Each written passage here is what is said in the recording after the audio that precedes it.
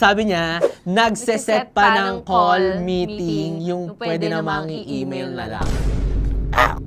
I cannot rat that because my boss might watch this. Mga 5 lang. Ako din, 5 lang.